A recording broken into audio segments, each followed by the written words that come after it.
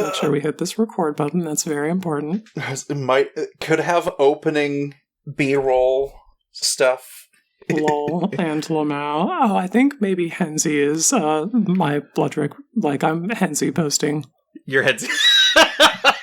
Okay, well then, hey, there you go. That works. We finally got there. I'm like, there's gotta be a card that does the thing, you know? Except Hensi, I think, is way more popular than your guy, so I have way less hipster cred.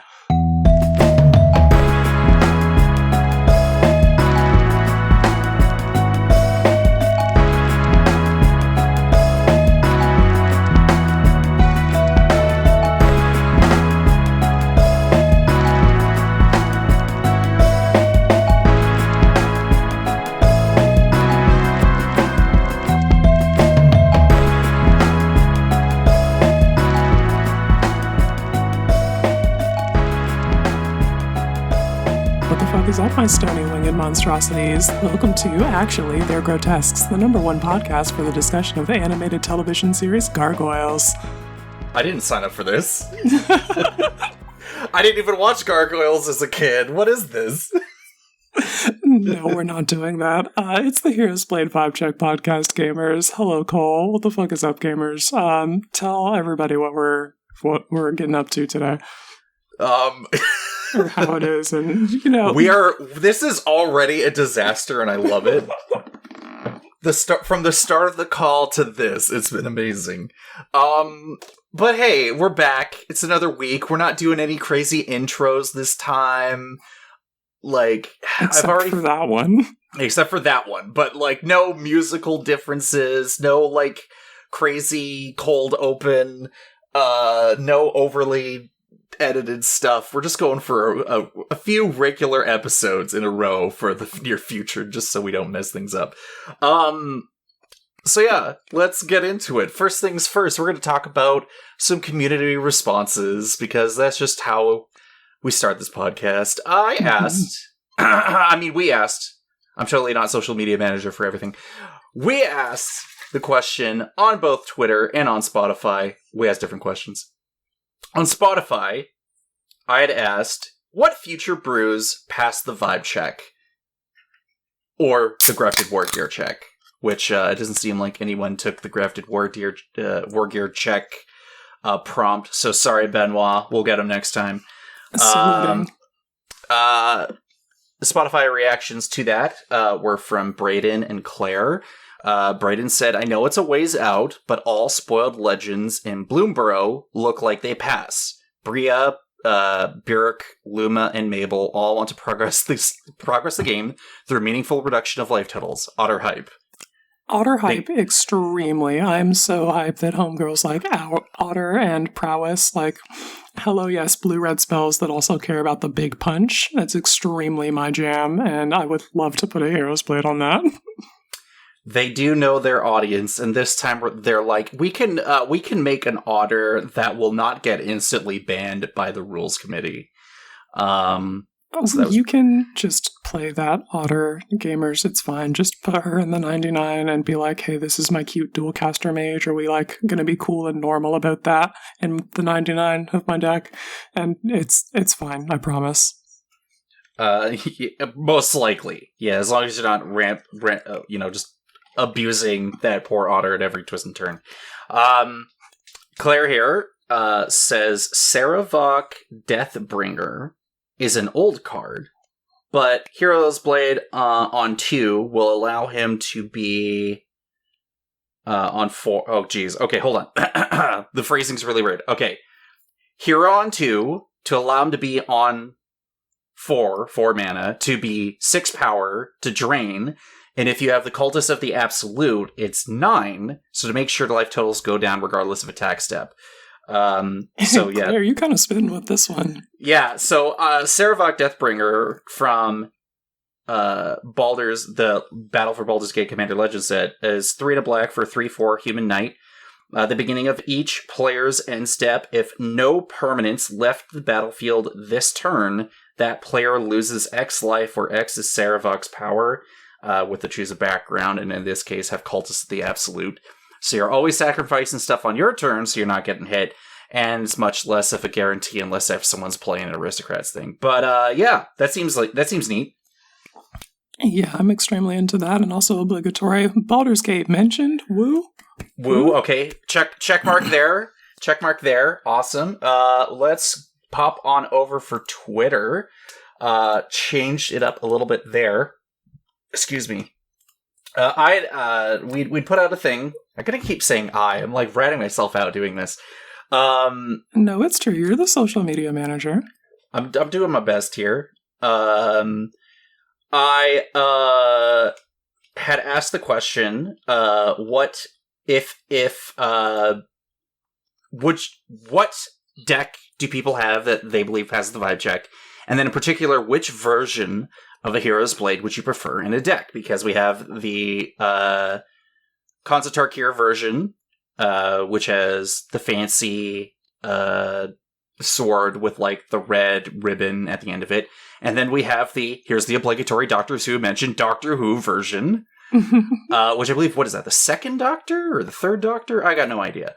I don't know about old Who that much, so that one's lost on me, but I do greatly enjoy the look of a sword like that.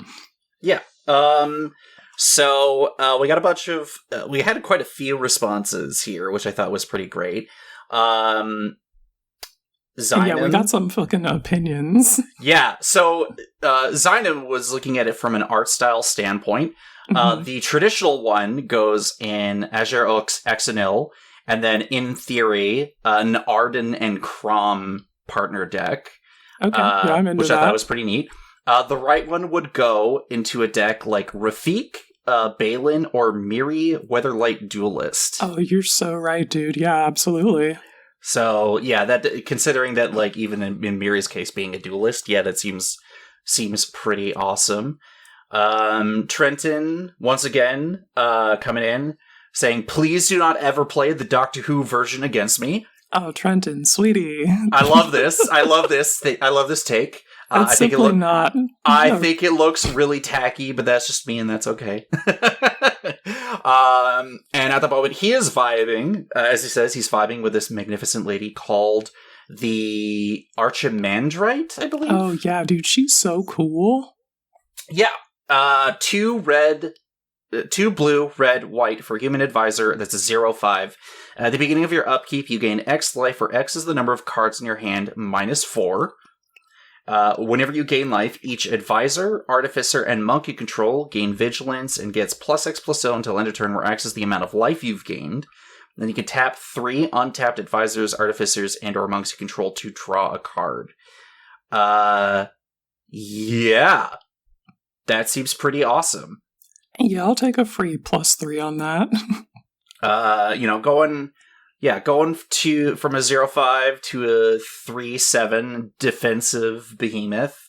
All the while you're untapping and probably tapping a bunch of your artificers and advisors, and especially your monks, and then punching face. Yeah, don't think I've ever seen this commander hit the battlefield before. So since Trenton's playing it, I'm certainly hoping to hear more and see more about it. I've seen it. I've played against the Archimandrite precisely one time, and it was a very cool deck.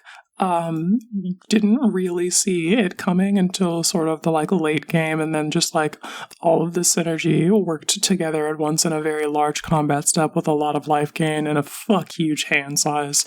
It was lit. Yeah, Jeskai, once again, getting some pretty banger legends the last couple of years. Yeah. Also, is this an Owling Mine deck?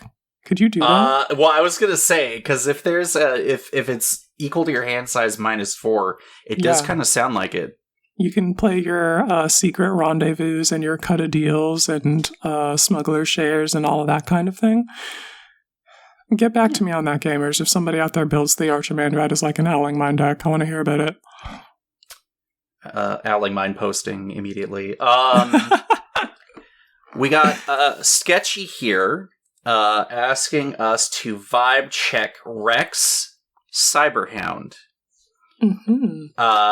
1 white and a blue for a 2/2 robot dog, all the way from New Vegas. Whenever Rex deals combat damage to a player, They mill 2 cards and get 2 energy, and then you can pay 2 energy. So you can choose target creature card in the graveyard. You exile it with a brain counter. And then Rex has all activated abilities of all cards in exile with brain counters on them. Sketchy mentioned was like, vibe check this weird dog that keeps making infinite mana. And I don't know much about the like infinite mana part. But in terms of wanting to ensure you clear the way to have Rex get you 2 energy on an attack, yeah, I'd say Rex probably passes the vibe check in terms of like allowing you to get in there with a 5/4. RE, the infinite mana, it's just that you can exile things that have activated abilities that generate mana and untap itself to generate more mana. And there's a whole suite of artifacts that you can entomb to do that, and then you just pay energy, get the things, do the things. Okay. But yeah, I think Rex passes the vibe check in terms of like, if you are turning Rex sideways to get some of this energy stuff going, then like for sure. Yeah, you gotta make sure that you deal combat damage if you're going to, air quotes, fairly do this thing.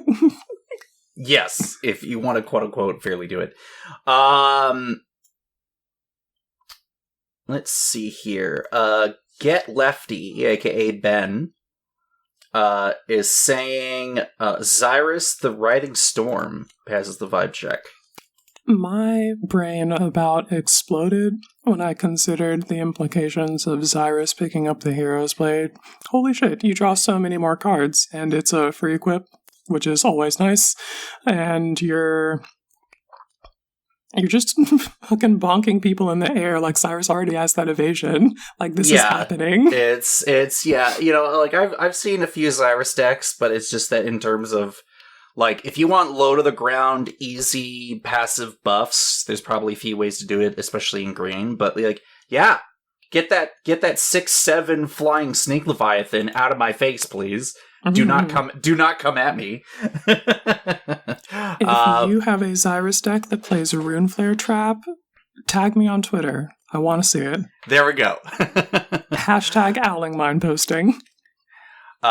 This is coming from MJ of the MTG in Quarantine podcast as part of our conversation that we'll have over something we'll go over in a bit here. But during our conversation, he has, because I guess he hasn't played it in about 3 years, he has a Widwin the Biting Gale deck that already had the Hero's Blade in it from when he made it over a few years ago. Mm-hmm. So Widwin is a... Oh no, why is this not working? Oh, there we go. Okay, perfect. Widwin the Biting Gale is a 2 blue and a black 3/3 fairy wizard with flash and flying where you pay blue and a black and 1 life to return Widwin to your hand. Now, apparently, this deck was such a menace in MJ's play group from over 3 years ago that he would do super awesome blocks, like Phantom block anything that didn't have trample, and then be able to replay her like the same turn or at the end step, and then just go right back to just smacking people out. Has cranial plating in the deck. Hero's Blade was apparently like no-brainer, and Inquisitor's Flail is like also in the deck. So it was just like this Dimir Voltron deck. Sweet. So in terms of tech and application and everything, oh yeah, this thing passed the vibe check. Flying colors. This was pretty sweet to hear about. And then he's like, and now it's just forever on my shelf. And I'm like, that's a shame. You should bust it out again. I don't know. Sometimes it's nice to hang a Dex jersey up. Just like, you were a real one. Will I take it apart? Never. Will I play it again? Never. Debatable. So yeah, we have Cascadia Carnage on Twitter here. Saying that obviously the preferred equipment is the original printing of Hero's Blade with the original artwork, and his preferred equipment commander in his Karn the Betrayer deck. Yo. Our Karn the Betrayer from Warhammer 40k, 3 and a red for 5/1 is Astartes Berserker. Must attack or block each turn if able, and when you lose control of Karn, you draw 2 cards. And then if damage would be dealt to Karn the Betrayer, prevent that damage, and an opponent of your choice gains control of it. Now, obviously, this, of course, could backfire on you if Karn were to perhaps turn the Hero's Blade towards you. But also, letting loose an 8/3... basically nearly indestructible Karn upon the table. Yeah, that seems pretty neat. I'm extremely into that. Yeah. So hey, Joel, if you ever listen to this episode, Joel, aka Enthrallment, put Hero's Blade in. We'll see what happens, right? Yeah, give that a thought. And then finally, just the last one for community engagement. Thank you, everyone, so far.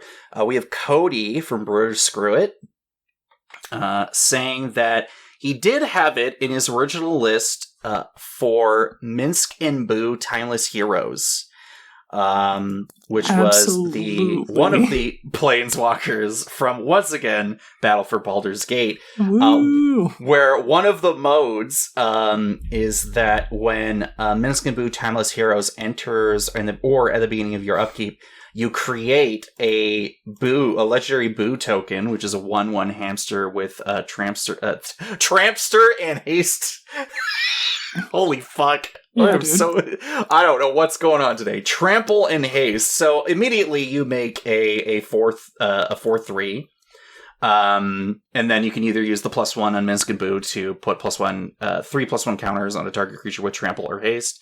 Or you can sacrifice a creature, deal damage to any target where X is that creature's power, and then if it was a hamster, you draw X cards. So you're immediately, every turn, you are making a 4/3 that you can just huck at people's faces. Well, okay, you can't do the second ability all the time, but you are drawing a bunch of cards, and you are dealing... I mean, you can if you have a strong proliferate package, but I think the plan is probably to put counters on your hamster so that you have +6 to your 1/1, and then you're just yeeting 7 wherever you want. It's good. It's a good investment. That seems really strong. So, yeah, hey, this is why we're doing the podcast, everyone. This is just sweet. So, yeah, Cody, thank you for submitting this. Excellent vibe checks, everyone. Yeah, so great work, gamers. Now let's get into our own for this week's episode.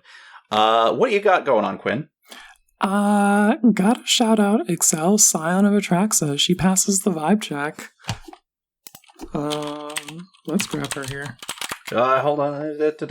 How fast can this thing load before... I got it. Dang it. All right, I didn't even spell it right. 2/5 flying vigilance toxic 2 legendary creature Phyrexian angel for 1 white black green. And she's got corrupted. At the beginning of your end step, each opponent who has 3 or more poison counters exiles the top card of their library face down. You may look at and play those cards for as long as they remain exiled, and you may spend mana as though it were mana of any color to cast those spells.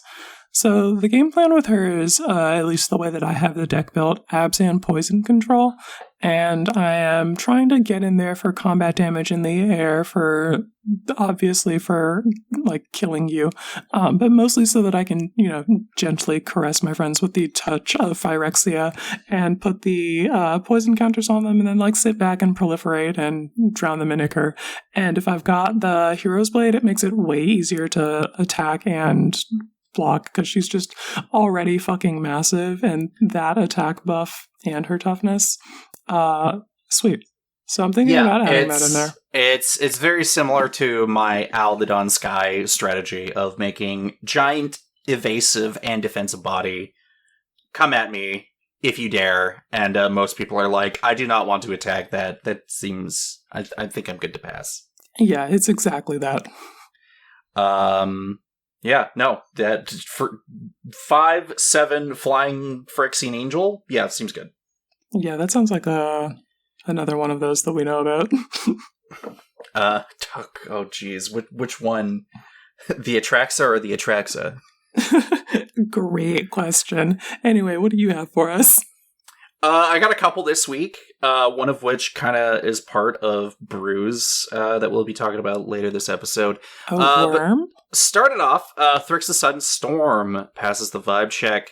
An evasive 5 mana, 4/5 giant, elemental giant that has flash and flying, and then reduces the cost of your 5 mana spells by 1 and gives them protection from most counter spells. It just works really well. I haven't played that deck in a while because it's very heavy in control and can be really frustrating when you start looping that instant speed extra turn spell that shuffles back into your deck. Oh, Nexus of Fate. Cole, how could you? You can't counter it, and it costs 6 mana. It's great. Cole, but I would no. Listen, I don't play that deck a whole lot anymore, but there's a good reason for it. But I'll bust it out. Turn spells should exile themselves. They should, but not this one. And then I'll just do it again and again. Anyway. Dying. That's why I have that in my binder. It's in quarantined. It's out of circulation. Nobody else can buy it. Yeah, no one can have that one. I'm doing my part. You're doing the world a favor. Locking one Nexus of Fate away so that nobody else could use that particular copy. Oh my god. And then my other one here is one that will be part of story time later. Craig Boone Novak Guard passes the vibe check. Defensively being a lifelink reach 6/5. Great offensively and defensively, especially while I'm accumulating quest counters on him. Yeah, he seemed really cool. Especially the direct burn damage mini game that you get to play. So I'm looking forward to hearing about that. We will get to that in due time. Let's get into content. I haven't done a whole... This one feels a little skimpy. Hey, I've been listening to a bunch of podcasts. Go listen to your favorite Magic podcast, whoever that may be. This one's really funny because it kind of goes... It's let's Bludrick post a little early, again, as usual, but we always be Bludrick posting. So Kuratsuki, your boy, was out away on work, working out of town, so he didn't have his regular setup, but he's like, hey, I'm going to do just a spontaneous deck review stream, and we'll, see what the deck's about and see what we would change or take out or blah, blah, blah, right? So everyone immediately was, throwing their lists, and I was, third in line, and I threw my list to him, and I'm like, I gotta know what he thinks, right? Mm-hmm. So he goes through the first two, and then he's like, all right, Audric Blood Cursed. And he's, at this point, is sleep deprived.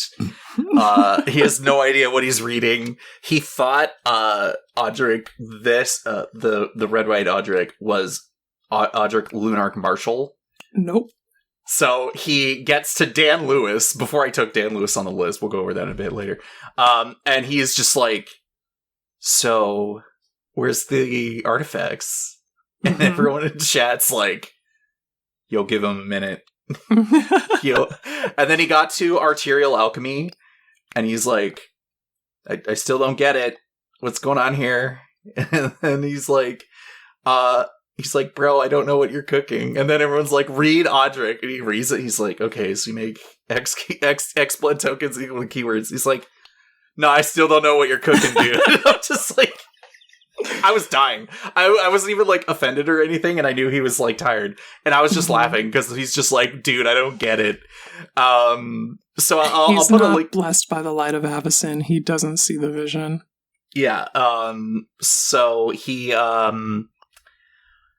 like, yeah, I mean, you played it on my stream before. I just, I don't get it. I'm like, it's okay. But also, it is really funny that you're just standing there, just staring at it, and that just goes to show how absolutely deep I'm into that deck. I'm just thinking I'm thinking in 4D chess on my own deck, and everyone's like, what is this guy fucking smoking? What is going on? So, what was he cooking?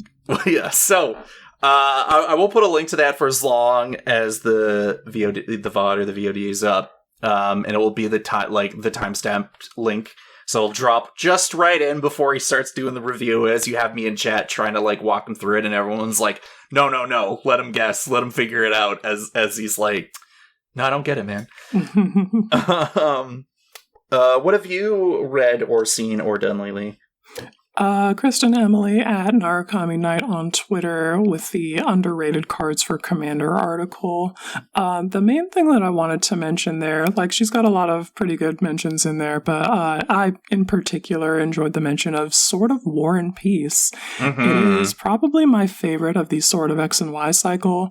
Well, I haven't tried that new sword from the big score yet, so I'm judgment reserved on that one, but I do very highly rate Sword of War and Peace because Rune Flare Trap, Sudden Impact, Unquenchable Fury, Vicious Shadows, all of those hand-size burn related effects are just generally good, and in this case you also get to gain life for the cards in your hand. Wait a minute, gaining life? Who are you? Who am I speaking to? This is my co-host. I'm not saying that I can't ever gain life. I'm saying if you're playing aggro or burn, you need to turn off life gain or they'll time walk you. That's just mechanically how that works. So it's okay if you time walk us?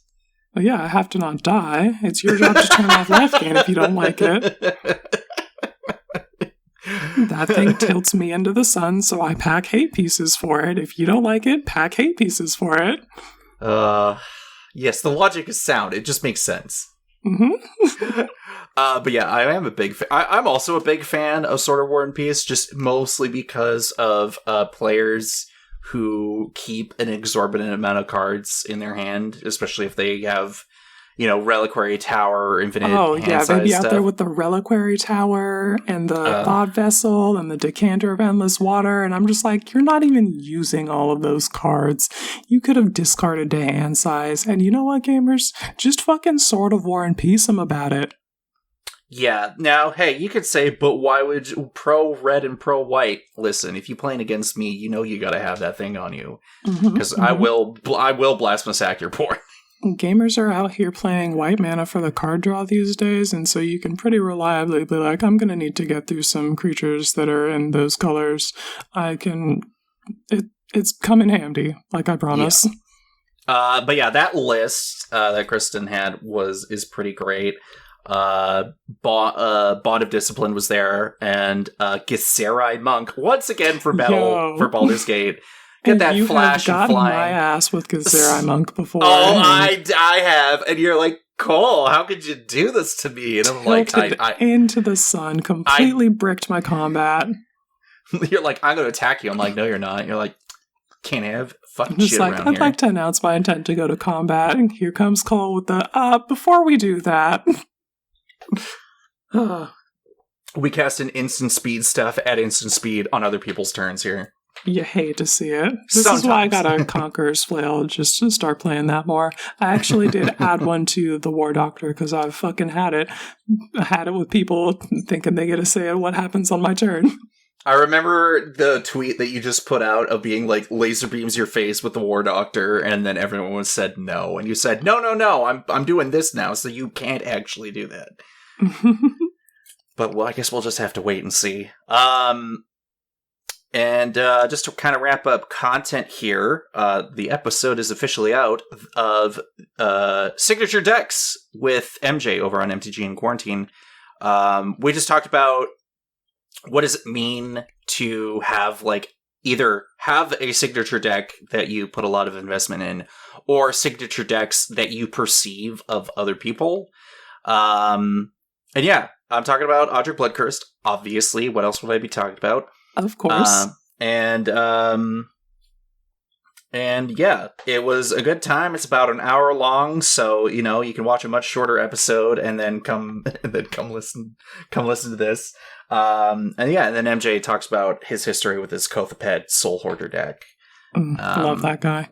Which what a cool demon. You're like, but all these treasures and stuff. And he's like, I can work with that. Just die about it. Yeah, kill me then. Do it, But yeah, that was a good time. So go check that out. Yeah.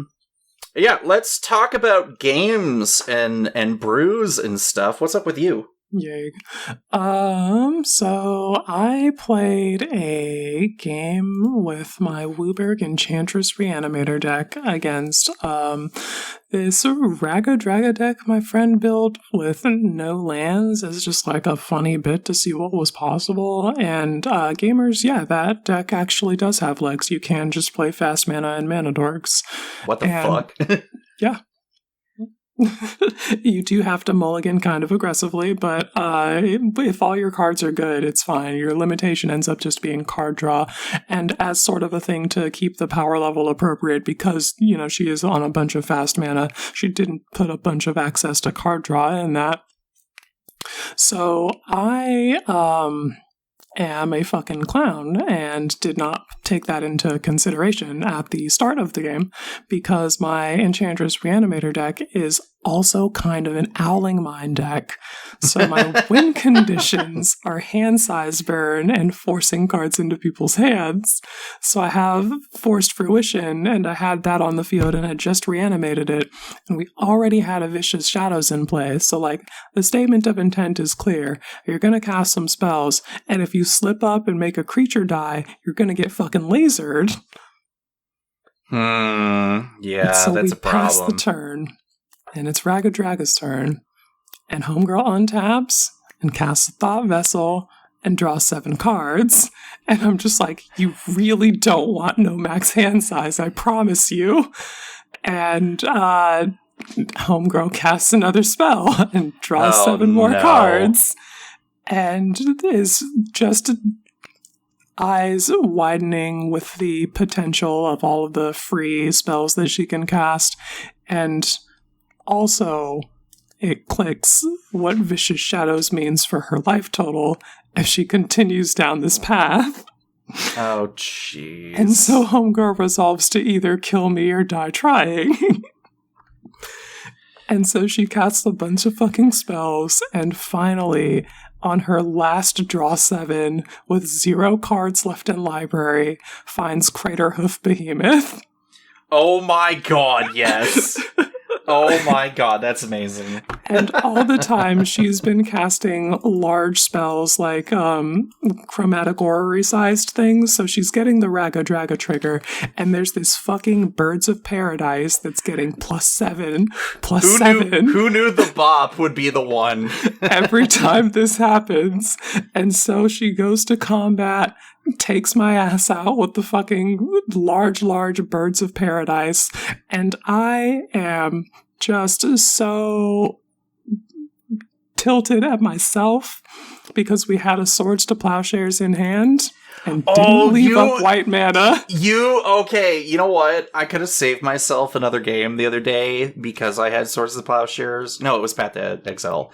I did have the mana up, and I was like, I could have saved myself, but for whatever reason, I was just like, nah, I'm good to die. And then afterward, I looked at my hand and I was like, I did not properly realize what was going on. It feels bad. Like that sometimes. Oh man, sometimes you just fucking get God. #DrownSecrets.fm. Yeah, hey, can we get some more submissions for that? Thank you. We need to get that started back up. We'll get it eventually. Slowly but surely. Yeah. So that's what happened there. Gamers, you gotta be careful about the cards that you put in your deck and maybe be prepared to die to them because someone's gonna try.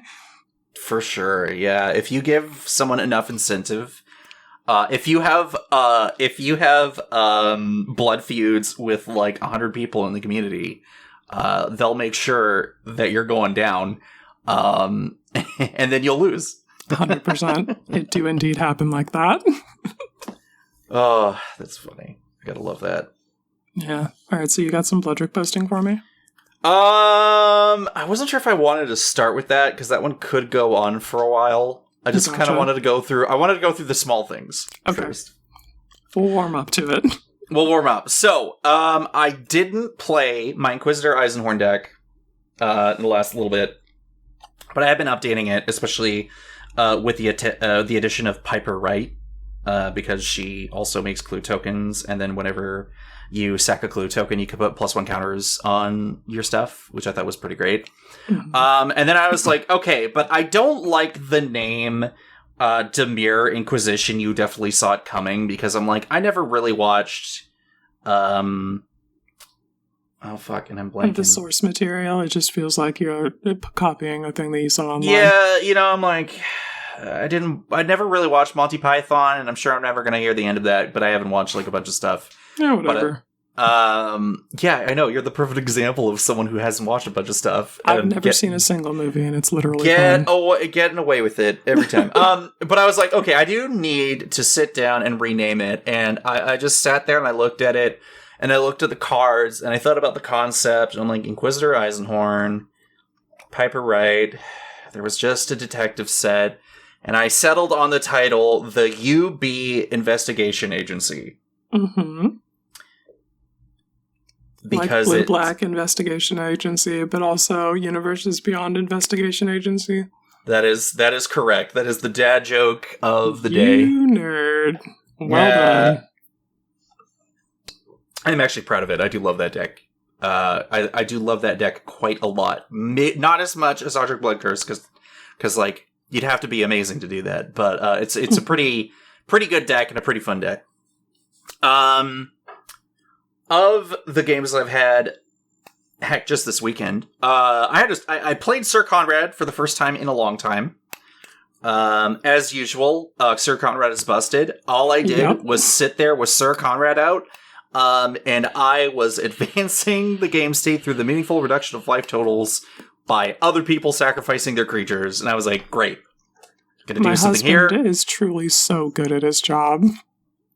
I did lose, but it was funny just being like, yeah, I'll cast Soul Shatter here, or I'll do this, or I'll do that. You killed Sir Conrad? I guess I'll just reanimate, or I didn't reanimate him, I recast him. And yeah, like, I think I did like over 20 some odd damage just with him just existing. You gotta hit Conrad with the scam cards, the Not Dead After Alls, the Metal Gear Rebirths. Yeah, but my deck doesn't really do that. I did tune it a little bit, but I just like reanimating the big stuff that are in that deck. And then speaking of other decks that I haven't played in a while and then decided to bust out for this weekend, I brought out Neheb the Eternal. Let me just take a look at my super awesome spreadsheet that is helping me remember my games. That sure is a statement of intent. March 16th, Neheb, who is a dark green color on my list here, which means it's a good deck and I'll keep it around, but it is not my quote-unquote favorite deck, which is in blue tier. It was a 3-player game. I need to check out what this one commander was, but one person was playing Merkel, Lord of Bones. And the other one was playing that new red-black Pied Piper rat dude. Oh, Totendons.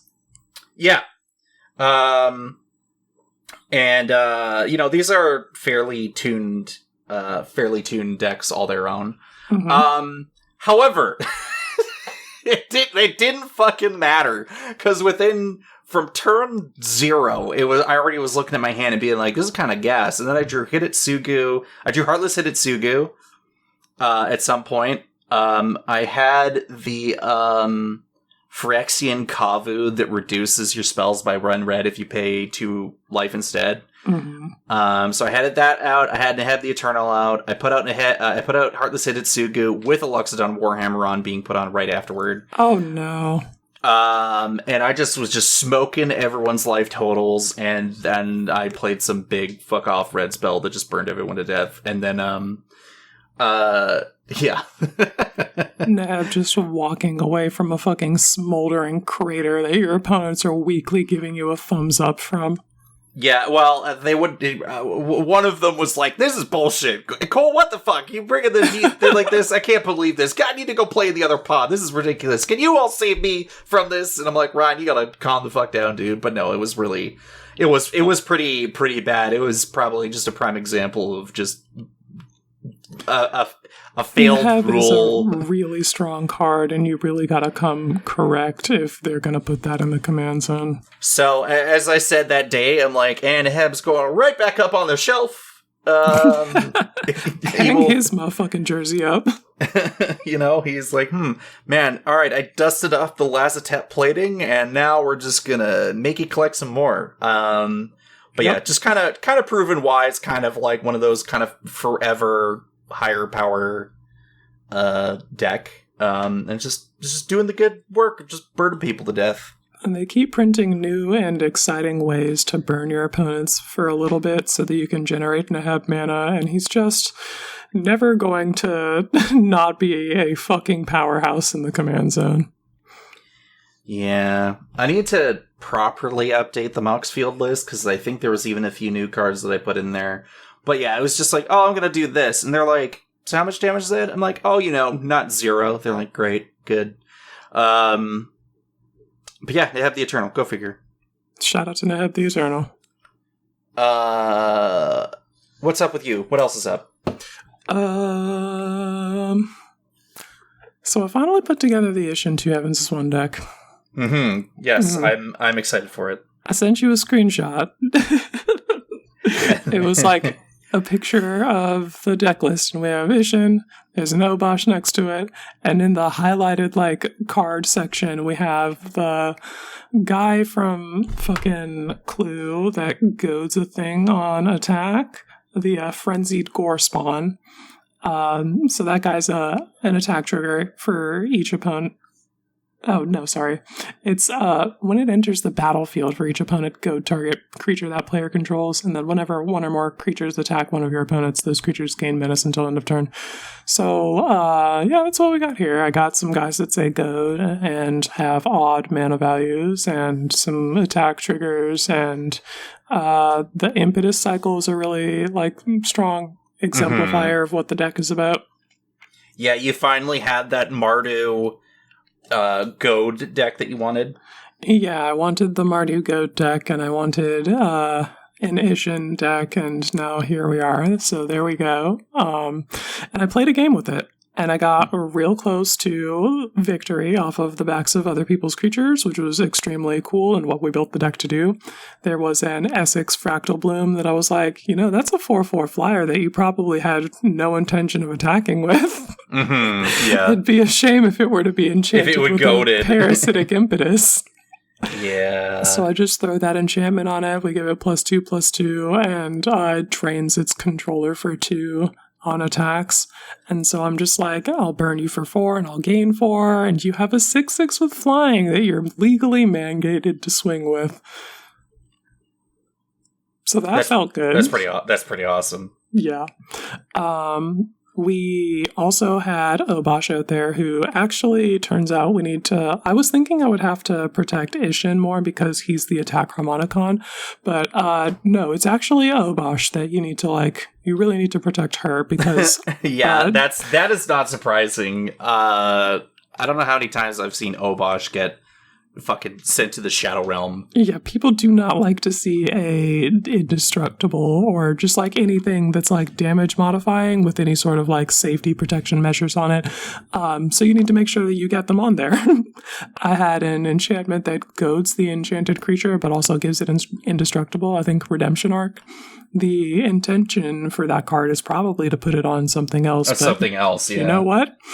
I needed the protection for Obosh, so we made her indestructible with that, and then she's legally mandated to swing every turn, but what do I care? She's indestructible. And I'm not going to push the exile the enchanted creature button. Yeah, I think, no. I do find it great that, if you are really in a pinch, that you can turn those effects on your own creatures to be well, I'm not attacking myself, and I don't mind if this thing attacks, so go get him. A really cool piece in the deck is Descent into Avernus, of course. Obosh doubled the damage in the game that we played, and we got very close to dying to Avernus Descended as well. But before we could get to my turn for the Descent to go off, Miram and Temur Ascendancy were able to cast a bunch of spells and make a bunch of dragons. Well, that's what Mirim do. Yeah. I have been seeing her a little bit more because I've got a different metagame with some like newer players, and they're experiencing the like full wide range of what Magic the Gathering has to offer for like the first time. And so picking up cards like Mirim or whatever is like, that's fine, I'll just build something that's appropriate for that.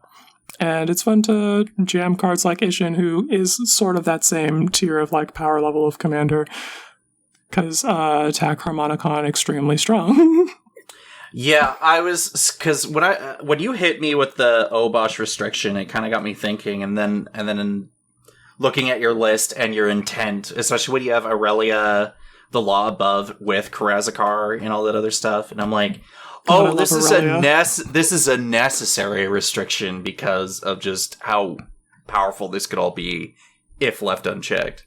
Yeah, if we just had a regular damage doubler in the 99 and didn't bother with the Obosh companion, we could be playing like Hellrider and all of that nonsense. Yeah, I will do that on my end with my Ishin deck, and yeah, I'm putting the like a weighted training cape on. Still, Obosh is cool. I do need to figure out, I did have a Torwalkie the Younger and Obosh deck at one point, but it just didn't quite mesh with what I wanted out of it.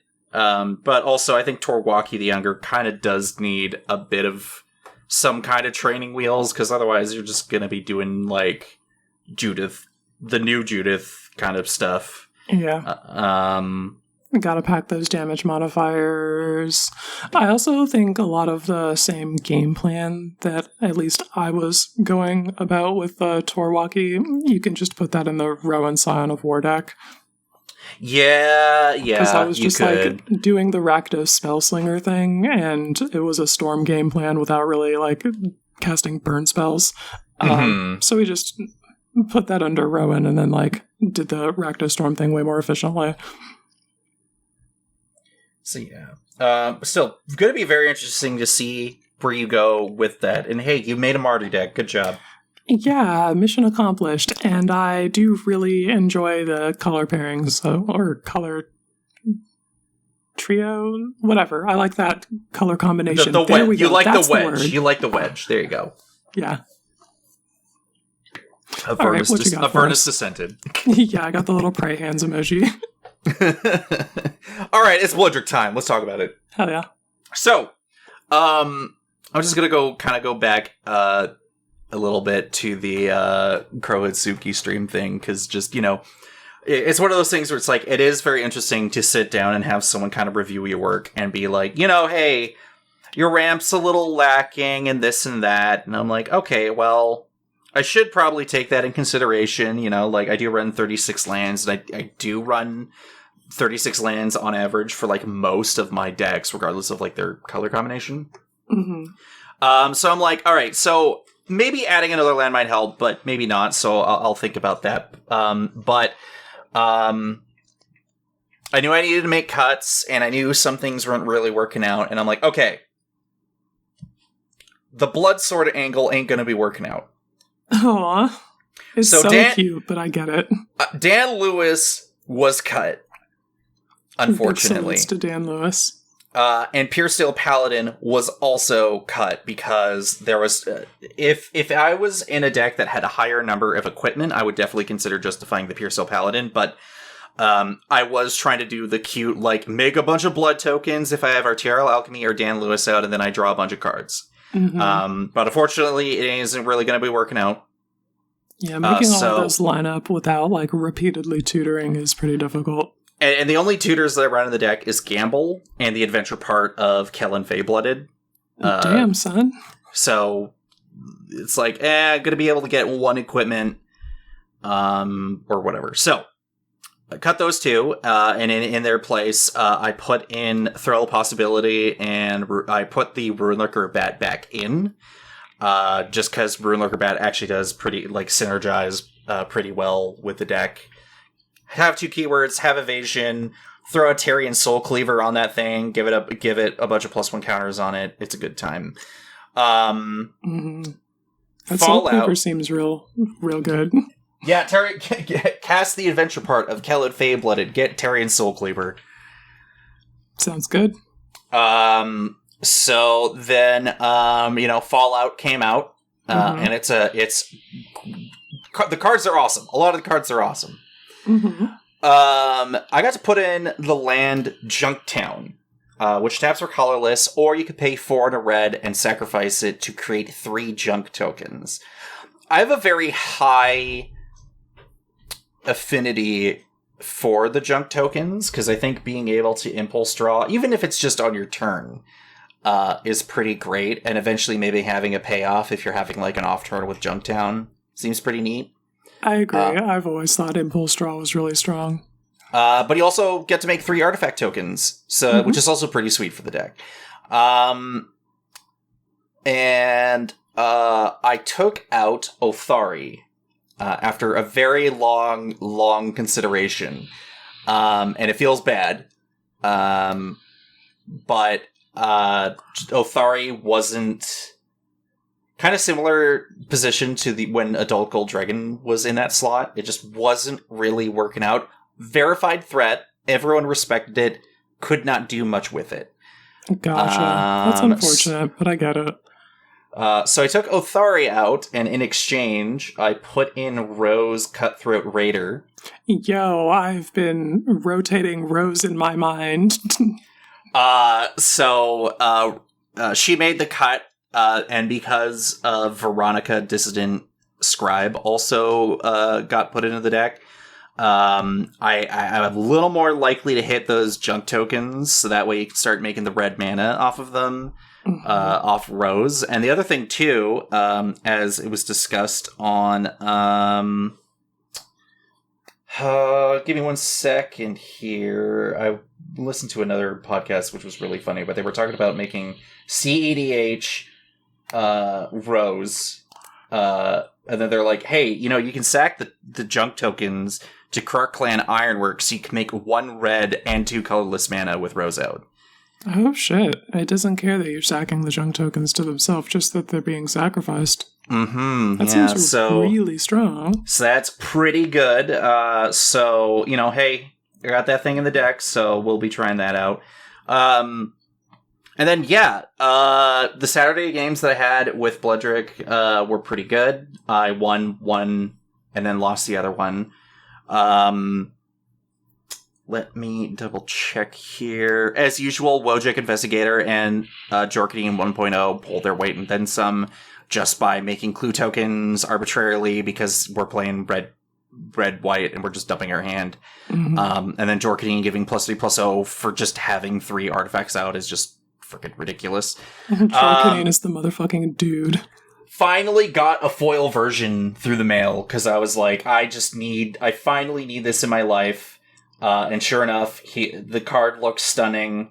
And it's a great investment. And then the following day, go from one day of a bunch of Magic to the other day of Magic. Got to play Odric once, and once again encounter another person, a friend of mine who I met through work, who was just like, okay, so we're getting ready to play, and I'm like, I gotta play Odric Bloodcurse, and he's like, alright, I gotta play Hackball. Fuck Hackball. Anyway.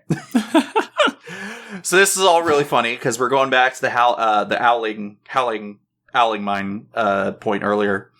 So he's like, he plays with his group of friends, and he told them about my Odric Bloodcurse deck. And he's like, and the way he described it to them was that he had no idea how the deck worked. And I'm paraphrasing the quote here. Creatures with keywords come out and stuff happens. Which is correct. That is the baseline rule of the deck. And to prove his point, I killed him with a Molten Psyche. We had like 15 plus cards in his hand, and he had less than that as his life total. Get his ass. So yeah, Molten Psyche, good old 1 and 2 red. Each player shuffles their hand into their library and then draws that many cards. And then if you have Metalcraft, your opponents take damage equal to the cards that they've drawn that turn. So if you're a greedy player who likes putting a lot of cards in their hand, watch out, because I might throw out a Molten Psyche. So yeah. I won. And then going back to kind of the point that I was supposed to make at the beginning, I have played 28 games of Odric Blood Cursed this year. And so far, I have won 9 of those 28 games, which approximates to about a 30% win rate so far. Nice. So the deck is in a good spot, and it's pretty great, and I'm proving a point, and I'm having fun. Hell yeah. I love to see the work that you are putting in be validated by the data that you have collected. Yeah. That is it for Bloodrick Posting this week. What is going up with you?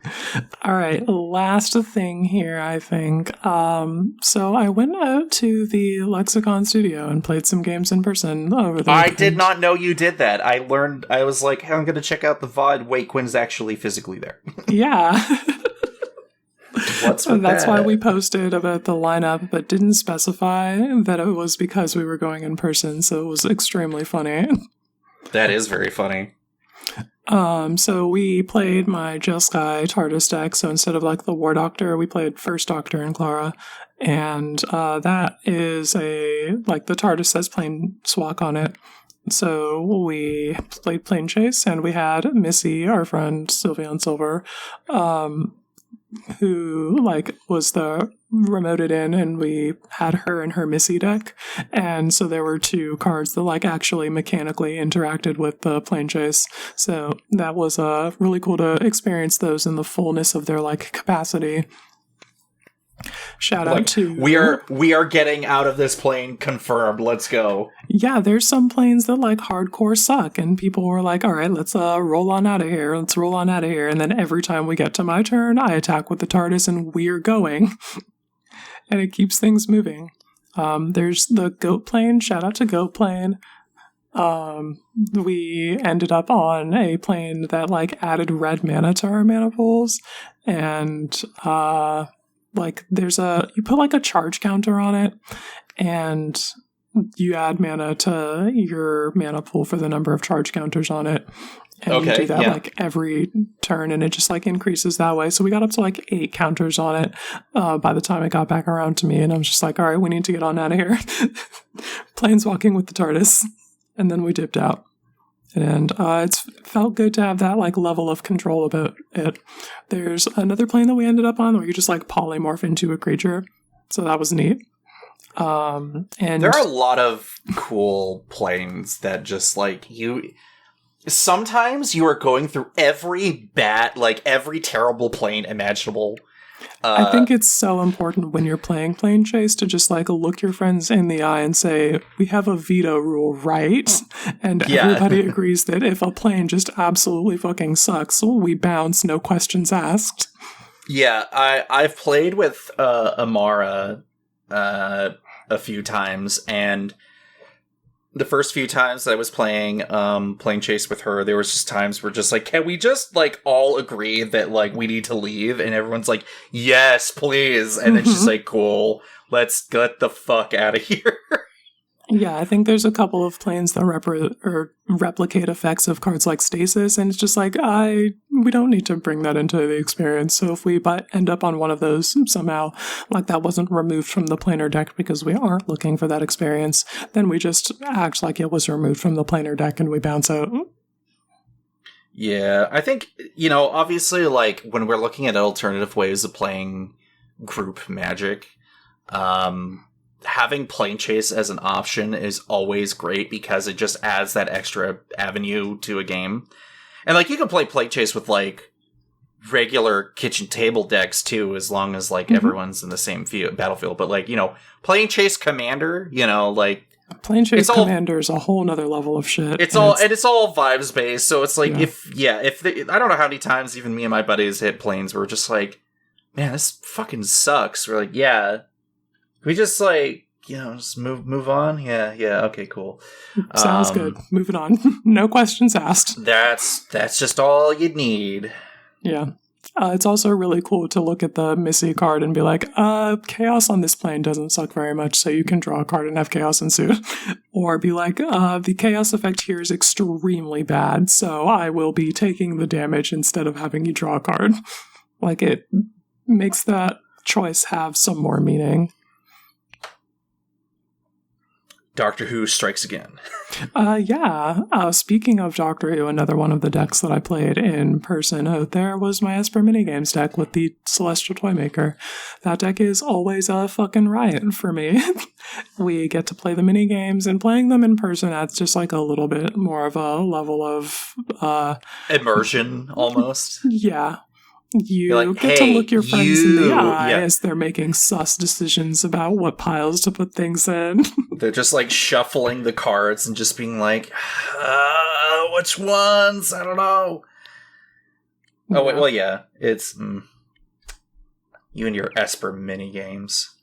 It's also a burn deck, so I'm playing these minigames with a purpose. Yeah, fair enough. I wonder... That secret lair definitely has come out at this point, I'm pretty sure. No, I actually do not have my Doctor or my Celestial Toymaker cards in yet. Oh. God, I don't know what is going on. I am waiting for the Sheldon Spellbook to get a confirmation of an order in 3 months or however long. I can't remember when they're doing that. Yeah, I'm waiting patiently on that. I simply put in the order and I will forget that I ordered it. Shout out to John, aka Dark Hawkeye, for just ordering it for me and then paying for it, even though I said I would pay for it. Thanks a lot, John. It's really appreciated. Oh yeah, shout out to that. That's the homie then. But yeah. I'm happy to hear that you went out live. It's pretty great. Yeah, I think you've gone out there. You've gone out there quite a bit in the last few months. Yeah, that's one of the last couple of times that we're going to be able to do that. So I really wanted to make sure that we could have that in-person experience in the studio space or whatever before, things with the setup change. Tears. Yeah, big salutes to the studio. We absolutely adore that. ETG Lexicon, now and forevermore. Love you. Love all of you guys. Mm-hmm. I think that's about the end of our list, unless you had something else you wanted to bring up. Well, so there was the one thing. I skimped over the Caesar precon because I was just like, damn, this thing's just good out of the gate. It's pretty sweet. Oh, I played that too. It's so good. I'm like, oh, wow. The one game that I had with it that was just kind of memorable was that I had Caesar out, I had Colonel Autumn out, or Colonel Autumn, mm-hmm. I had Overseer of Vault 76, mm-hmm. and then I had General's Enforcer out and one other legendary creature I can't really remember. I love General's Enforcer, and yes, it is kind of awesome. Major MVP. And then I was just, every time that, quest counters would accumulate on the Overseer, and then I would take 3 of them off, give all my stuff +1 counters, and then give them Vigilance, and then swing out, and everyone's like, God damn it.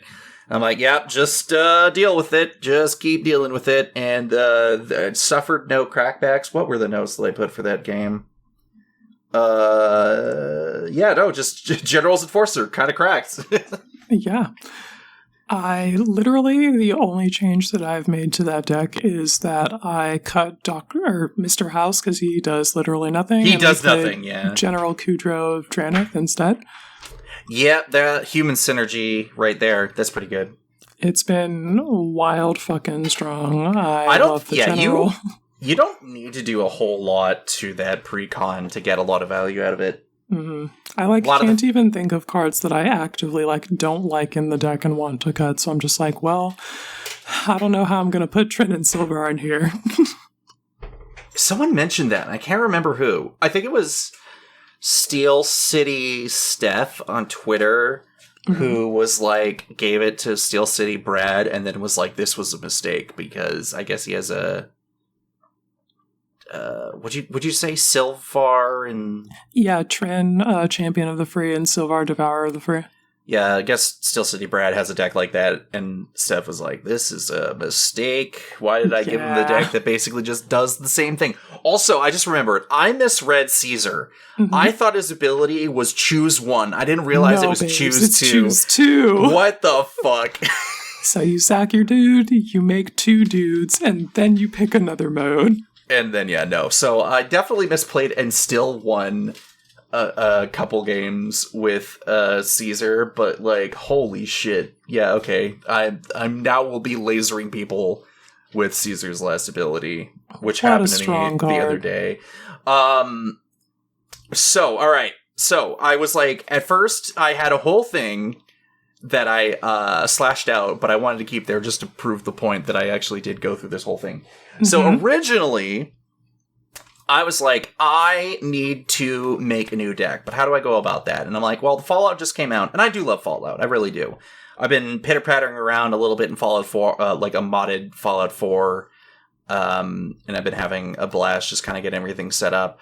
But I'm like, all right, but right now, or at the time, I was like, I don't know which one I want to brew, because like I did get, there's a bunch of Boros Legends. Like there's more Boros Legends than any other color combination, I think, in the set of legendary creatures.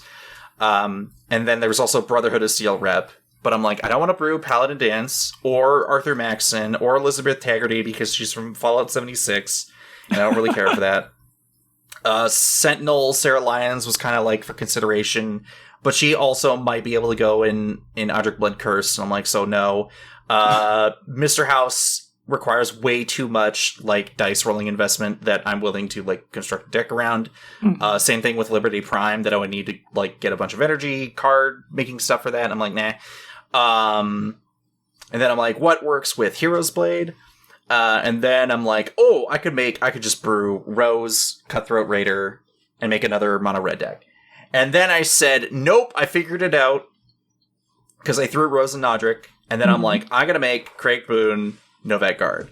There it is. So I took apart 3 decks for it, which is yay me. I'm now down 3 more decks and then went up 1. So I finally took apart my Quintorius Field Historian, and I took apart my Dejera and Hazoret deck, and I took apart my never played, didn't touch, concept basically only Odric Master Tactician deck that I didn't. I was like, I'm gonna make a deck based off my first commander deck. Didn't happen. Didn't work out. Took it apart like almost immediately. I also didn't have a spare Hero's Blade to put into this deck because holy shit. Turns out that once you get like enough evasive bodies in a boon deck, that you just start accumulating quest counters, and then you just start lasering people. Ooh. So I put in some proliferate cards, and I'm going to be getting a handful of other ones, and I managed to open a Recon Craft Theta from the pack that you get with the Precon. So I was like, great, that thing just happens to have proliferate on attack slapped onto it. That's pretty great. Nice. The highest amount of quest counters that I managed to get on Boon at one point was 11. So people at that point were like, yeah, I think the thing you're targeting is just gonna die. Yep.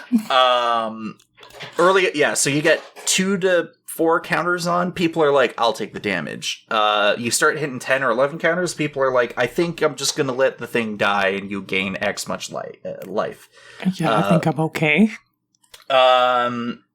And then, you get other cards, like, let's say you get, like, Sky Knight Vanguard, so flying evasive 2-drop that starts making bodies. Annie Pakal, 1000th Moon. Oh, yeah. In the deck. And I'm not absolutely crazy. I obviously wanted to try to have, like, a bunch of cards that were from the Fallout precons, or at least had printings in them that made, like, somewhat thematic sense. But I also put in, like, Lae'zel Vlaakith's Champion. She's just really strong. She's just good. This deck, so I get it. I put in Aurelia the War Leader, Iroas God of Victory, My king. and I love him. Firemane Avenger. Is that angel, that lightning helix? Lightning helixes on Battalion, yeah. The fact that you don't even need to attack with Boon, like you just need at least two attacking creatures to trigger him is great. And yeah, so I was like, oh yeah, it's time to turn everyone sideways, and then someone's like, Aether Spouts, and I'm like, oh no. Not the main deck Aether Spouts. we thought we had to worry about, oh shoot, why am I blanking on the meme? It's so funny. Main deck, Aetherize. So close. Aether Spouts, Aetherize. Mm-hmm. But yeah, so yeah, I had a lot of fun with Boone the last little bit since his inception. Even within the 3 games that I've had with him so far, I've learned a lot about like what I want to put into it, the things I want to consider. I put Lightning Bolt in, nice. And I also put in Intimidation Bolt, which is 1 white and a red for an instant that deals 3 damage to target creature. Other creatures can't attack this turn. Mm-hmm. So I do have a bit of like just fogs or fog-like effects in the deck. I got Ghostly Prison just so people can't come back at me. And also when you have a 3/3 lifelink reach guy that doesn't even need to swing out, it's pretty great. And if you put +1 counters on your stuff, it's also pretty great.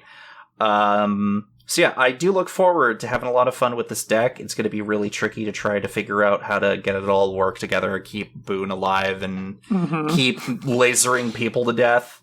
And I finally feel like I found a place for my foil All Will Be One. Oh yeah, you can put counters on things and do even more burn damage with All Will Be One. So when you start putting +1 counters and quest counters, and you proliferate Boone, All Will Be One starts saying brr. So that one was like kind of like I was like, this is a good place to put it, and I won't feel like I'm completely going over the top. Yeah, that card is extremely easy to do so much with. Maybe too much. Maybe too much, but I feel, at least for me at the moment, it feels like a okay place to put it in right now. Yeah, this feels measured. Reasonable, even. But yeah, I'm doing Boros things as usual. The fact that I took part 2 Boros decks for this is what's like brutal to me. Listen, Hazaret and Jeru is like, I'm just glad to see less free spells in the command zone. Yeah, they were a little bit too easy in that sense. I do love them though. Who knows? They might come up again at some point in another deck. Yeah, I'm sure you can play them in the 99. What's their mana value? Is that an even spell? No, it's odd. And it's like double red, white, and 2. We'll write that down. For Ishin, maybe? Perhaps. Maybe, just maybe? Maybe. Alright, guess we'll see. I think that's it this time. Alright. Well, I think we did it. We got an hour and 15. Let's go. Hell yeah.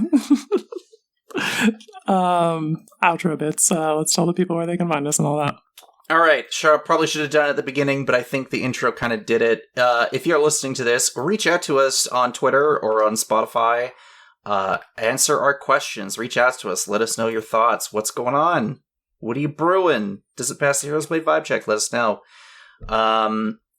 You can find me at Uncommon CMDR MTG. You can find Quinn at Girl Dick Energy, and you can find the Hub HBVC_MTG on Twitter, and then HBVC-MTG on Blue Sky, which I will need to remember to do a little more things on Blue Sky. Maybe the ship is on fire, and we need to figure out what the heck is going on Twitter.